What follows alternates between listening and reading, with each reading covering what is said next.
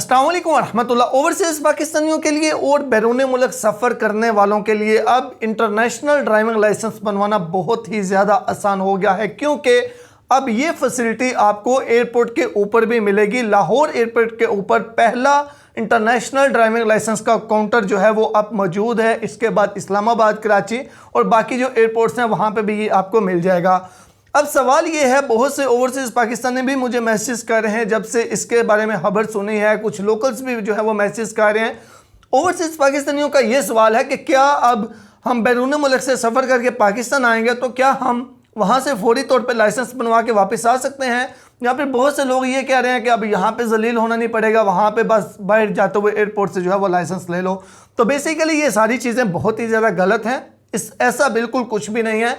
जो international driving licence या फिर जिसको हम इंटरनेशनल ड्राइविंग परमिट भी बोलते हैं, वो बेसिकली आपके जो रेगुलर आपका लाइसेंस होता है उसके बेस पे आपको इशू किया जाता है। यानी कि मेरे पास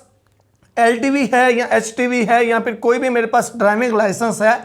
उसके बेस पे मेरे पास वो मौजूद है और वो मेरे पास वैलिड भी है। तो फिर ट्रैवल करते हुए, यानी फॉर एग्जांपल मैं पंजाब से हूँ, मेरे पास पंजाब का ड्राइविंग लाइसेंस है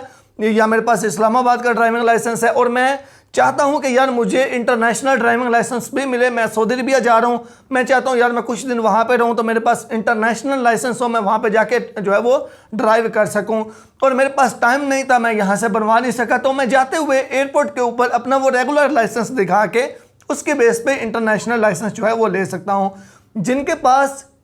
पहले कोई भी लाइसेंस नहीं है वो इस फैसिलिटी से बिल्कुल भी फ़ायदा नहीं उठा सकते, क्योंकि इसके लिए बाकायदा तौर पे रेगुलर लाइसेंस जब आपको जारी किया जाता है, आपके टेस्ट होता है, आपका फिजिकल टेस्ट होता है, आपका प्रैक्टिकली टेस्ट होता है, उसके बाद आपको एक रेगुलर लाइसेंस जो है वो इशू किया जाता है। तो इंटरनेशनल जो ड्राइविंग लाइसेंस होता है उसके लिए तो टेस्ट वगैरह नहीं देना होता, क्योंकि वो तो रेगुलर लाइसेंस के बेस पे आपको इशू किया जाता है। और जो बैरून मुल्क से सफ़र करते हैं सेम उनके लिए भी ये चीज़ है, उनके पास पाकिस्तान का लाइसेंस है तो वो आते हुए वहाँ से बनवा के आ सकते हैं या जाते हुए बनवा लें।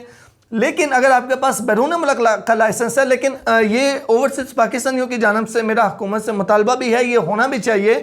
कि हर एयरपोर्ट के ऊपर एक काउंटर होना चाहिए, या फिर इसी काउंटर के अंदर इस फैसिलिटी को भी ऐड करना चाहिए कि हमारे जितने भी ओवरसीज़ पाकिस्तानी हैं उनके पास जो बैरून मुल्क का लाइसेंस है, पहले आप अपने पास ऐसा सिस्टम रखें कि आप हर कंट्री के लाइसेंस की वेरिफिकेशन कर सकें। तो जहाँ पे ये इंटरनेशनल ड्राइविंग लाइसेंस इशू किया जा रहा है